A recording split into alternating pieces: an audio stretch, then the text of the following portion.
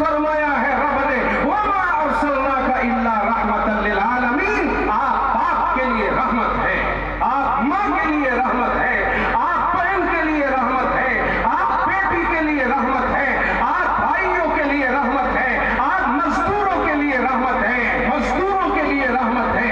कैसे रहमत है?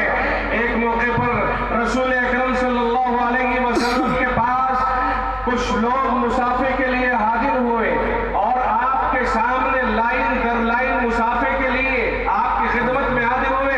एक एक आदमी मुसाफा करता जा रहा है, करता जा रहा है। एक शख्स का हाथ रसूल अकरम सल्लल्लाहु अलैहि वसल्लम के दस्ते मुबारक में आया।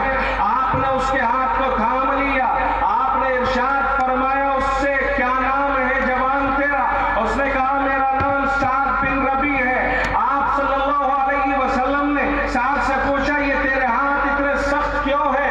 उसकी आंखों में आंसू आ गए और उसने कहा या रसूल अल्लाह, पहाड़ के पत्थर फोड़ता हूँ, मजदूरी करता हूँ, अपने घर का गुजारा करता हूँ, अपना सामान लेता देता हूँ, अपने बच्चों का पेट पालता हूँ। मेरे मुस्तफा ने जब ये सवाल किया उस शख्स से, उसने एहसास कमतरी का शिकार होकर के जवाब दिया, आका कोई मेरे पास ऐसा रोजगार और वसीला नहीं है, मैं तो पत्थर फोड़कर पहाड़ों के मजदूरी करके अपना काम करता हूँ। तो आका रहमत सल्लल्लाहु अलैहि वसल्लम उस मजदूर के लिए आगे बढ़े, उसके हाथ को अपने सीने से लगाया और उसको अपने सीने से लगा लिया और इरशाद फरमाया कि बेहतरीन कमाई वो है जो अपने हाथ से कमा करके खाई जाए।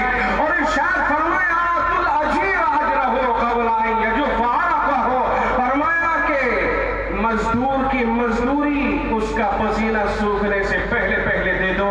आका रहमत मजदूरों के लिए किस तरह से रहमत बने कि आका से पहले मजदूर के लिए कोई साफ्ता नहीं था, काम कराया, धक्का दे दिया, मजदूर जी में आया, मजदूरी दे दी, कुछ भी कुछ न दी, कोई साफ्ता, कोई